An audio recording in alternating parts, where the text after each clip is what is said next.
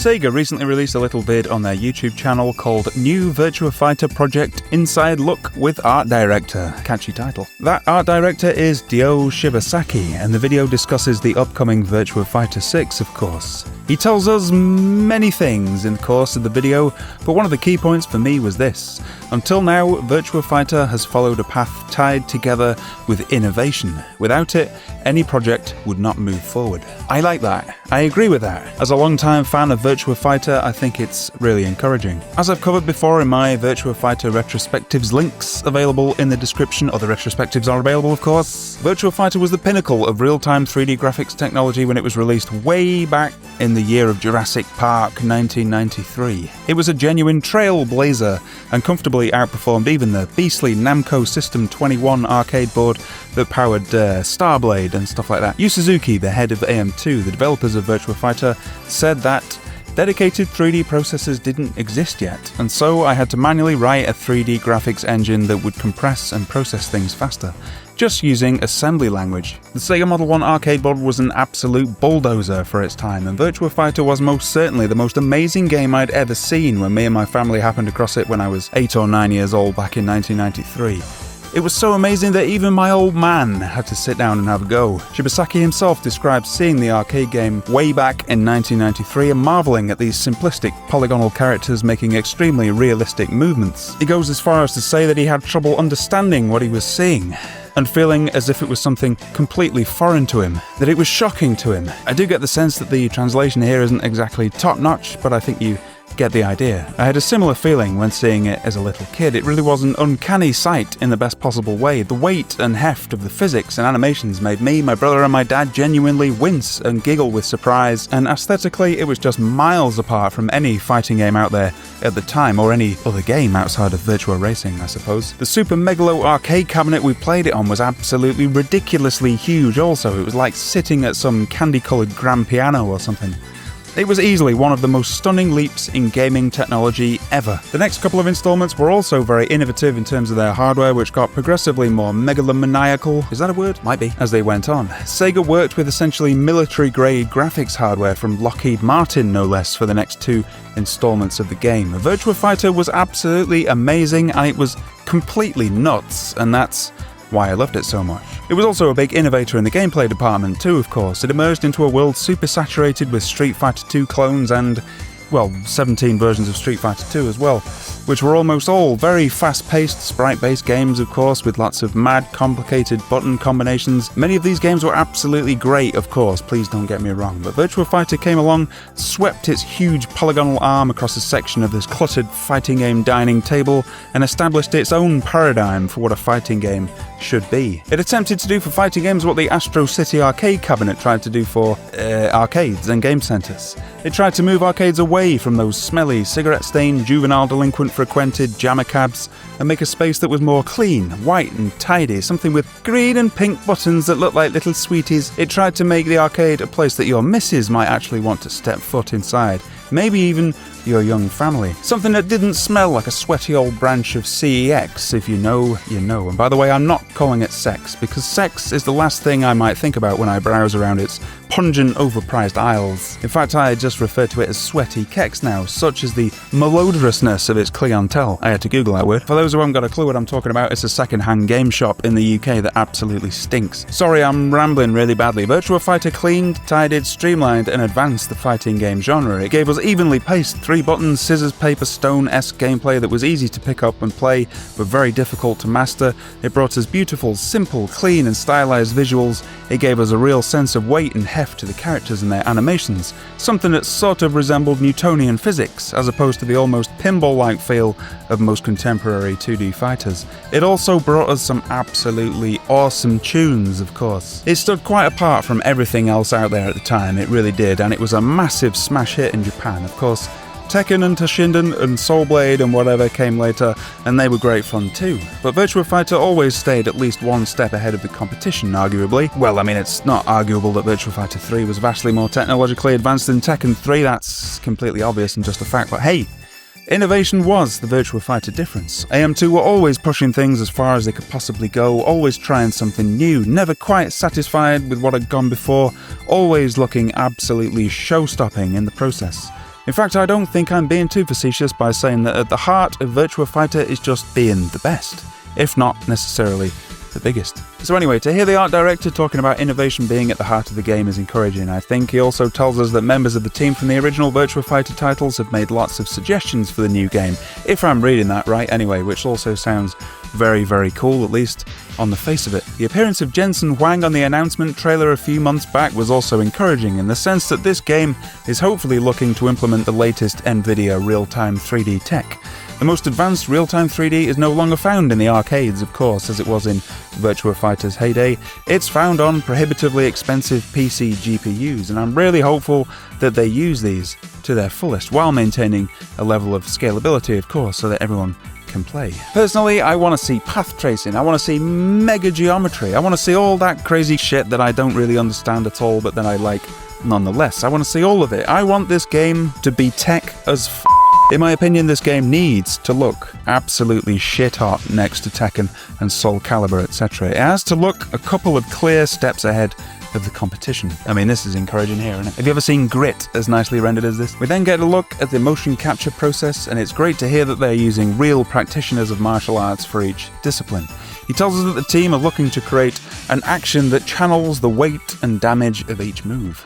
Also, we go against having a uniform guard move. Instead, we're looking for a more fluid combat. Indeed. So, sounds like a kind of parry system, I guess, would you say? And it seems that they're really pushing animation techniques to make this all happen. It's all pretty tantalizing news, although it's really anyone's guess, isn't it, how exactly this will all play out. I certainly hope it's not all hot air. I don't think it is. It sounds new. It sounds like it's trying to push things beyond what's come before, and that is music to my ears. He also tells us that there will be a focus on narrative strength to fill in the original title's lack of character depth. Now, I'm optimistic about this prospect because it's being done by the guys who did the Yakuza series, of course, but I also do have mixed feelings about what he says here. I really don't want it to go down the Street Fighter and Tekken route in this regard. They're both just way too silly for Virtua Fighter. If they're going to put a narrative into this thing, then something like the tone of an old and good Hong Kong kung fu movie would be a great fit, I think, and absolutely appropriate for the source material.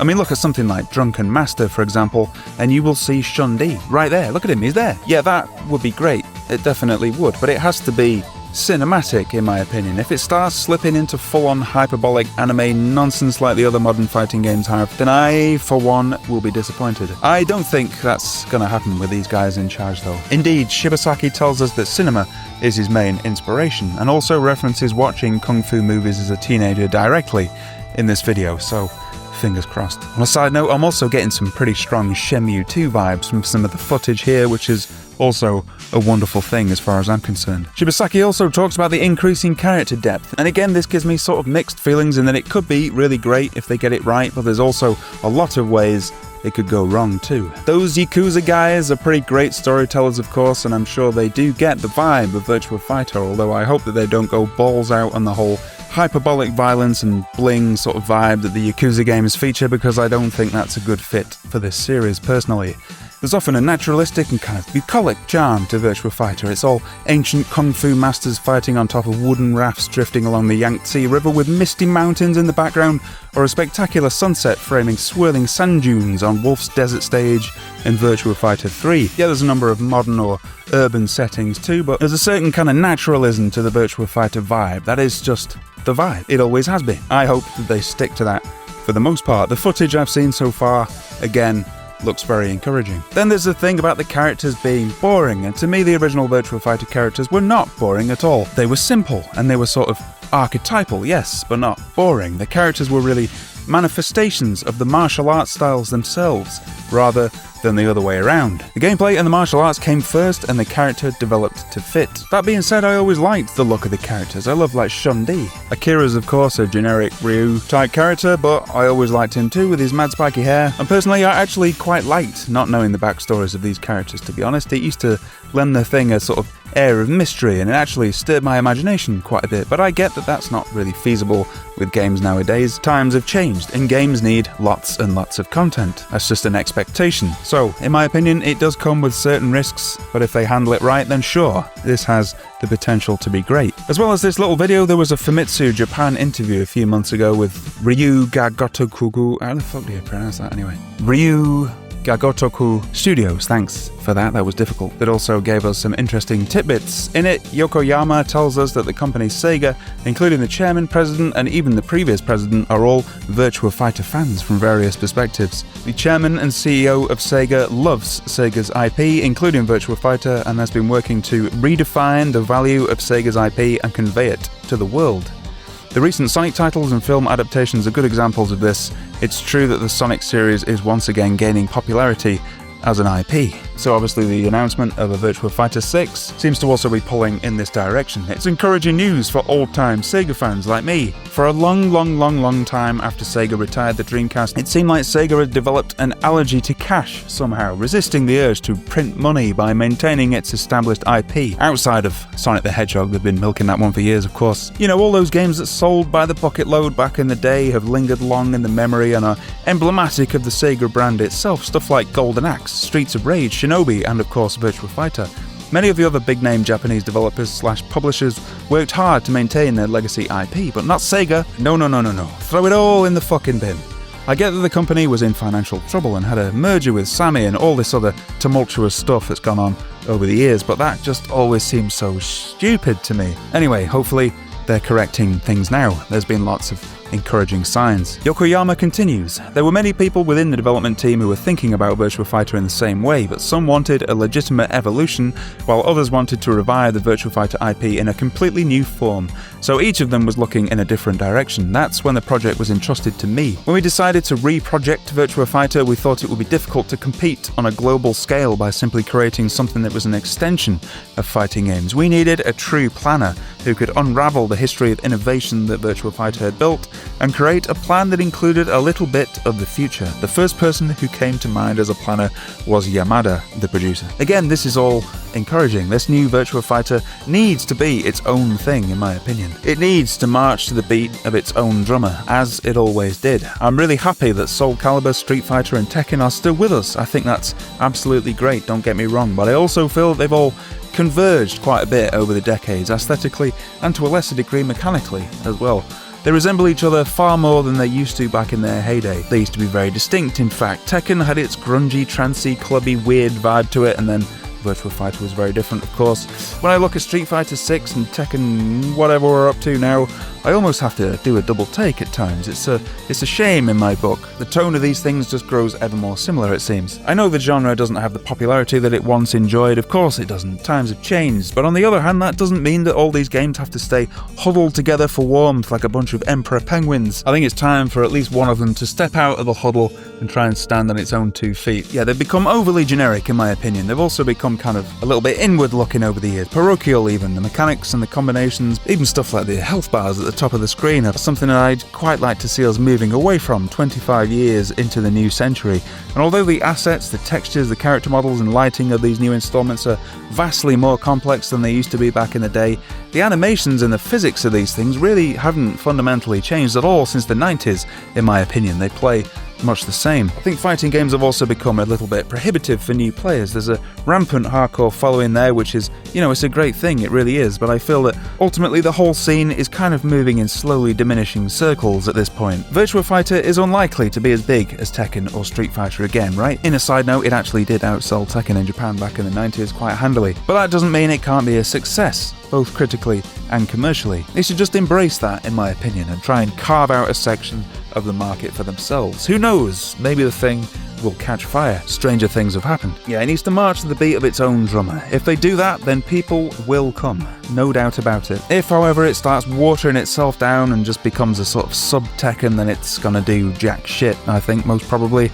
It needs to establish its own paradigm, just like it did back in 1993. It needs to be aesthetically amazing. It needs to be inviting and easy for new players to dip their toes into, but also have oodles of depth that people can get into if they so wish. In addition, this week we also got a look at the new design for Wolf, and it's interesting. Lots of people saying he looks like Ganondorf online, and I can see that, although personally I think he looks like Gwildor from Masters of the Universe. All joking aside, he's very nicely rendered, of course, and seeing his muscles flex and jiggle about is really quite impressive. He is a little bit ugly looking for my tastes, but yeah, it's cool to see the old boy back again after all these years. As the art director says, the characters have all aged since the last installment, which makes sense. I'm looking forward to seeing them all as time passes. What the hell's Shun-Di gonna look like now?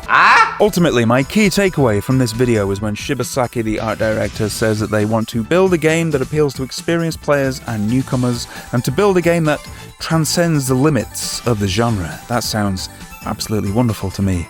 That's what Virtua Fighter once did, and it's what it absolutely should be doing. And with a bit of luck, that's exactly what it's gonna do again. Blue, blue skies I see.